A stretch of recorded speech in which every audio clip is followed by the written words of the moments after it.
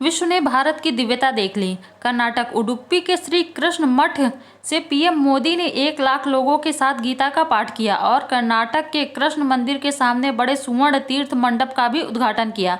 इसके साथ ही उन्होंने पवित्र कनकना किंडी के लिए कनक कवच सोने का आवरण समर्पित किया। माना जाता है कि यह एक पवित्र खिड़की है जिससे संत कनक दास को भगवान कृष्ण के दिव्य दर्शन हुए थे। उडुपी में श्री कृष्ण मठ की स्थापना 800 साल पहले द्वैत वेदांत दर्शन के संस्थापक श्री माधवाचार्य ने की थी।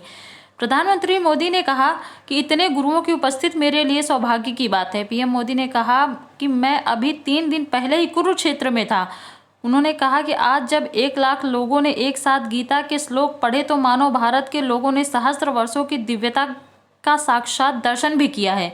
मैं अभी पिछले ही वर्ष द्वारका में समुद्र के अंदर द्वारकाधीश के दर्शन कर वहां से भी आशीर्वाद लेकर आया था। श्री कृष्ण से मिलता है नारी सुरक्षा का ज्ञान।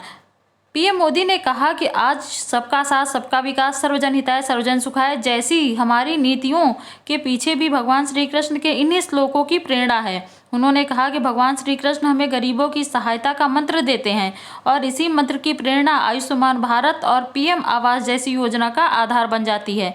भगवान श्री कृष्ण हमें नारी सुरक्षा नारी सशक्तिकरण का ज्ञान सिखाते हैं और उसी ज्ञान की प्रेरणा से देश नारी शक्ति वंदन अधिनियम का ऐतिहासिक निर्णय करता है। शांति की स्थापना के लिए अत्याचारियों का अंत आवश्यक।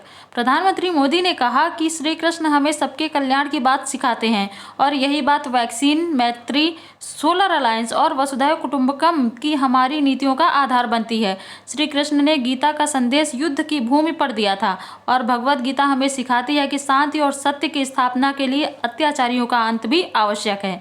राष्ट्र की सुरक्षा नीति का मूल भाव यही है कि हम वसुधैव कुटुंबकम भी कहते हैं और हम धर्मो रक्षति रक्षिता का मंत्र भी दोहराते हैं।